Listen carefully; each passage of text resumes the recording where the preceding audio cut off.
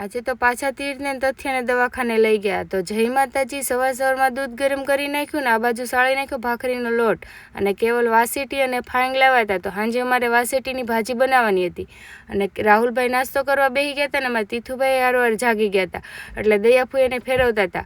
પછી પટ્ટીઓ નહોતી થાય એમ એટલે અમે પાછી દેવા જતા હતા. તો આમાં અમને આ ગાર્ડન મળી ગયા. તમે આને શું કહો છો એ કમેન્ટ કરી દેજો.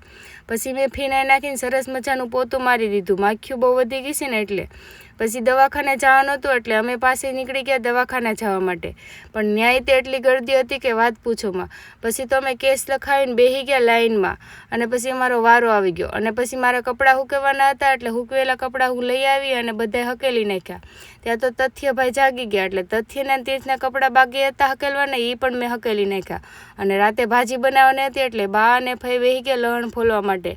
પછી મેં વિચાર્યું કે લાઈ કઢી ભાતે બનાવી નાખ્યો એટલે એક બાજુ ભાત અને એક બાજુ કઢી મૂકી દીધી.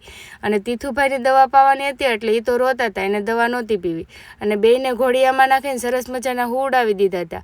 આજે તો બેયને ઘોડિયામાં જ હોવાનું હતું. અને કોને કોને વ્લોગ જોવો ગમે છે એ કમેન્ટ કરી દેજો અને લાઇક શેર અને સબસ્ક્રાઈબ કરતા જાજો. ઇન્સ્ટાગ્રામમાં જોતા હોય તો ફોલો કરતા જાજો.